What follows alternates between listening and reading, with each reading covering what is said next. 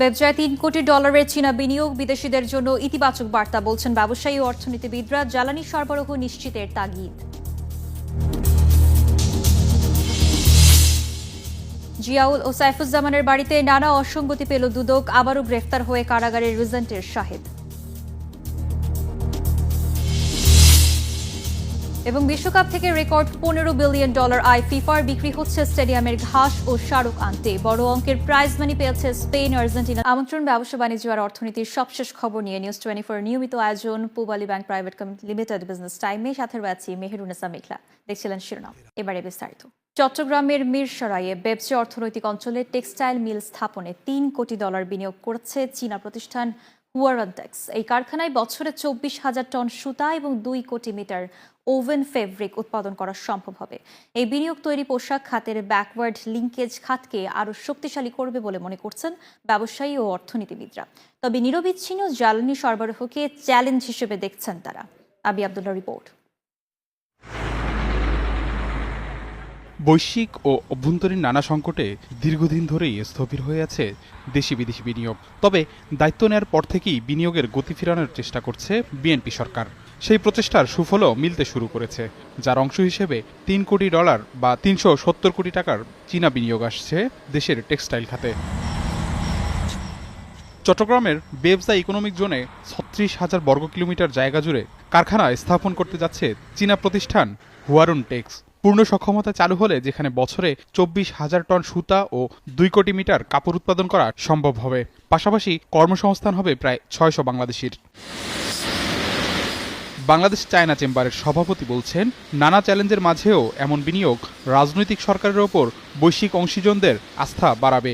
চীন দেশ আসবে, ইউএসএ আসবে, ভারত আসবে, বিভিন্ন দেশ এসে আমাদের দেশে বিনিয়োগ করতে পারে। আমাদের দেশের অর্থনৈতিক উন্নতি হবে, আমাদের দেশের যে ম্যান পাওয়ার এদের জন্য একটা সুযোগ সুবিধা আসবে। তবে এই কারখানা স্থাপনে জ্বালানি সংকটকে বড় চ্যালেঞ্জ হিসেবে দেখছেন তিনি। বলেন, গ্যাসের অভাবে স্থানীয় অনেক কারখানা বন্ধ হয়ে আছে। আমার যদি গ্যাসের জন্য আমার নিজস্ব মিল বন্ধ থাকে, আমি আরেকজনকে এনে তাকে আমি মিলটা করতে দিয়েছি, দেওয়ার পরে এখন উনি যদি গ্যাস আমি যদি দিতে না পারি, আমার দেশের মান সম্মান নষ্ট হবে না। বিশ্বব্যাংকের ইজ অব ডুইং বিজনেস সূচকে দেশের অবস্থান এগিয়ে নিতে এবং বিদেশি বিনিয়োগকারীদের আস্থা ফেরাতে চীনের এই বিনিয়োগকে গুরুত্বের সাথে দেখছেন বিশ্লেষকরা। চায়না থেকে আরও ইনভেস্টমেন্ট বাড়ানোর ক্ষেত্রে এটা কিন্তু কাজে লাগবে। আর যে সেক্টরে আসছে, আমাদের সামনের দিনে রেডিমেড গার্মেন্টসে আমাদের ভ্যালু এডিশন বাড়াতে হবে, লোকাল ভ্যালু এডিশন। সেটা আমেরিকার ট্যারিফের যে ডিল হয়েছে সেটার লোকাল কন্টেন্টের লোয়ার ট্যারিফ সুবিধা পাওয়ার জন্যই হোক, ইউরোপিয়ান ইউনিয়নের জিএসপি পরবর্তী যে অ্যারেঞ্জমেন্ট আসবে সেগুলোর জন্যই হোক। চলতি বছর এখন পর্যন্ত বেবজার সঙ্গে 13টি বিদেশি প্রতিষ্ঠানের $29 কোটি বিনিয়োগ চুক্তি হয়েছে, যার বড় অংশই এসেছে চীন থেকে। আবি আব্দুল্লাহ, নিউজ 24, ঢাকা। দুর্নীতির মামলায় বরখাস্ত মেজর জেনারেল জিয়াউল আহসানের 9 তলা ভবন নিয়ন্ত্রণে নিয়েছে দুদক। সোমবার পূর্বাচল জলশুরিতে অভিযান চালিয়ে তারা খুঁজে পায় বিপুল পরিমাণ আর্থিক অসঙ্গতির তথ্য।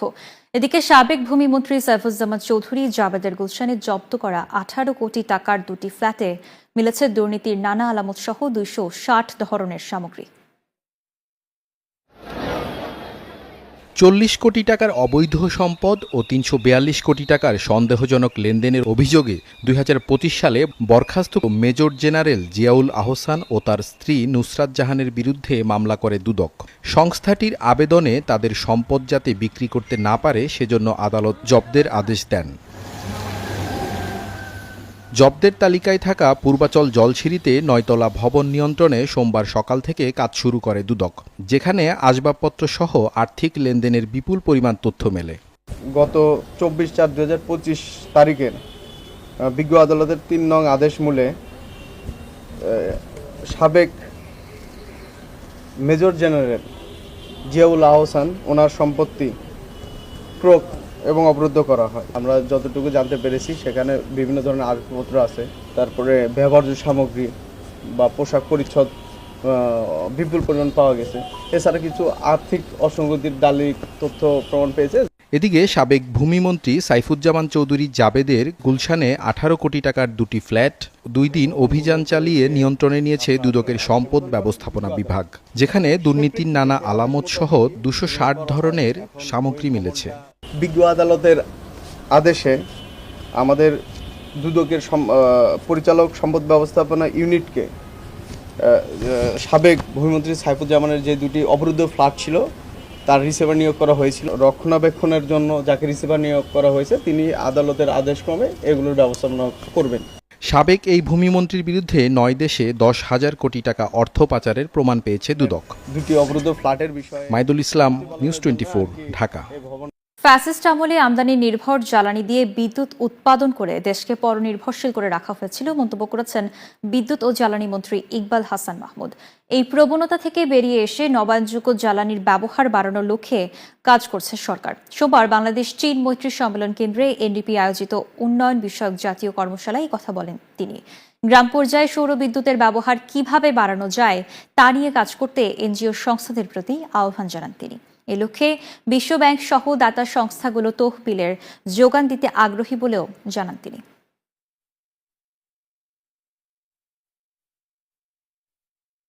সোলারটা যদি গ্রামের চালের উপরে দিতে পারেন যদি, এবং মাস শেষে যে আপনারা যদি নেট মিটার দিয়ে পয়সা আদায় করে নিতে পারেন, তাহলে আমার গ্রামের কভারেজটা বেড়ে গেল এবং এর জন্য আপনাদের ফান্ডের অভাব হবে না। ওয়ার্ল্ড ব্যাংকও টাকা দিয়ে বলেছে আপনারা সেসব টাকা নিতে পারেন এবং this is a profitable business. এশীয় উন্নয়ন ব্যাংকের নাম, লোগো এবং কর্মকর্তাদের পরিচয় ব্যবহার করে ভুয়া ঋণ দেওয়ার প্রলোভন দেখিয়ে অর্থ আদায়ের প্রতারণার সম্পর্কে জনসাধারণকে সতর্ক করেছে সংস্থাটি। সোমবার এসব তথ্য জানিয়ে গণমাধ্যমে পাঠানো এক সংবাদ বিজ্ঞপ্তিতে এমন প্রতারণা নিয়ে সতর্ক করেছে এডিবি ঢাকা কার্যালয়। প্রতারকেরা এডিবি ও এর কর্মকর্তাদের পরিচয় ব্যবহার করে নকল ওয়েবসাইট, ফেসবুক পেজ, ভুয়া পরিচয়পত্র এবং অন্যান্য প্রতারণামূলক উপকরণ তৈরি করছে।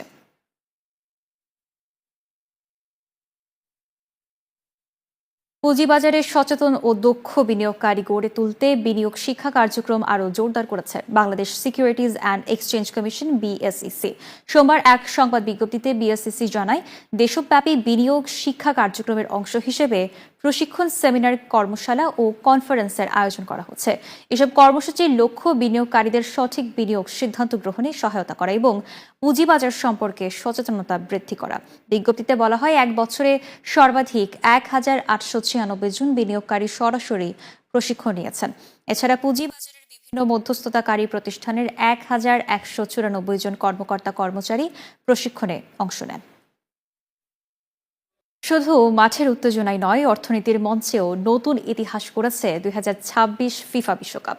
টুর্নামেন্ট থেকে রেকর্ড $15 বিলিয়ন আয় করেছে বিশ্ব ফুটবলের সর্বোচ্চ নিয়ন্ত্রক সংস্থা ফিফা। প্রত্যাশার চেয়ে কয়েক বিলিয়ন ডলার বেশি আয়ের পাশাপাশি বিশ্বকাপ ফাইনালের মাঠের ঘাসও স্মারক হিসেবে বিক্রির ঘোষণা দিয়েছে সংস্থাটি। বিশ্ব আসরে শিরোপা জয়ী স্পেন পেয়েছে 615 কোটি টাকা, আর সেখানে রানার্স আপ আর্জেন্টিনার ঘরে ঢুকেছে 406 কোটি টাকা। শেষ হয়েছে বহু ঘটন অঘটনের বিশ্বকাপ ফুটবল 2026, যেখানে চ্যাম্পিয়ন হয়েছে ইউরোপীয় giant Spain, runner up Argentina. কিন্তু অনেকেই বলছেন এবারের আসরের আসল চ্যাম্পিয়ন আয়োজক সংস্থা ফিফা, কেননা অতীতের সব রেকর্ড ভেঙে এবারের বিশ্বকাপ থেকে ফিফা আয় করেছে $15 বিলিয়ন, বাংলাদেশি মুদ্রায় যার পরিমাণ 1,84,000 কোটি টাকা। যদিও বিশ্বকাপের শুরুতে ফিফার আয়ের লক্ষ্য ছিল অনেক কম, $11 বিলিয়ন বা 1,35,000 কোটি টাকা। সবচেয়ে বেশি আয় এসেছে সম্প্রচার সত্ত্ব থেকে $3.92 বিলিয়ন, টিকিট ও হসপিটালিটি থেকে আয় প্রায় $3 বিলিয়ন, স্পন্সরশিপ ও মার্কেটিং থেকে পাওয়া গেছে $2.8 বিলিয়ন এবং লাইসেন্সিং এবং অন্যান্য বাণিজ্যিক আয় থেকে এসেছে বাকি $5.3 বিলিয়ন। এদিকে বিশ্বকাপে অংশ নেওয়া দলগুলো পেয়েছে রেকর্ড অঙ্কের প্রাইজ মানি। মাঠের লড়াইয়ে চ্যাম্পিয়ন হয় স্পেন পকেটে পুরেছে $51 মিলিয়ন, রানার আপ আর্জেন্টিনার ঘরে গেছে $34 মিলিয়ন, $30 মিলিয়ন আয় করেছে তৃতীয় স্থান অধিকারী দল ইংল্যান্ড। ফ্রান্স পেয়েছে $28 মিলিয়ন। কোয়ার্টার ফাইনালে ওঠা বাকি দলগুলোও পাচ্ছে মোটা অঙ্কের অর্থ। এবারের বিশ্ব আসরে আয় বাড়াতে মরিয়া ছিলেন FIFA president Giani Infantino. Football প্রেমীদের আবেগকে কাজে লাগিয়ে তাদের কাছে বিক্রি করছেন ফাইনালের মেটলাইফ স্টেডিয়ামের ঘাস ও বিশেষভাবে তৈরি সোনার স্মারক আংটি। বিশ্বের যে কোনো প্রান্ত থেকে ওয়েবসাইটে অর্ডার করে কেনা যাবে এসব স্মারক। প্রতি টুকরা ঘাসের দাম রাখা হয়েছে $450 থেকে $3,000 পর্যন্ত। 1,999টি আংটি রাখা হয়েছে বিক্রির জন্য। 18 ক্যারেট সোনায় তৈরি ও হীরার পাথর বসানো প্রতিটি আংটি সংগ্রহ করতে গুনতে হবে $12,000 বা 15 লাখ টাকা। Desk report, news 24। ইরান ও যুক্তরাষ্ট্রের মধ্যে যুদ্ধাবস্থার নেতিবাচক প্রভাব পড়ছে বিশ্ব অর্থনীতিতে।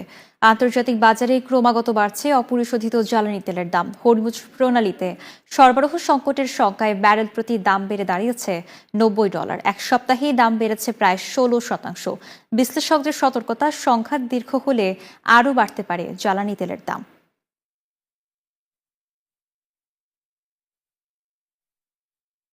আর এই ছিল পূবালী ব্যাংক পিএলসি বিজনেস টাইমে এখনকার আয়োজন। এতক্ষণ সঙ্গে থাকার জন্য ধন্যবাদ।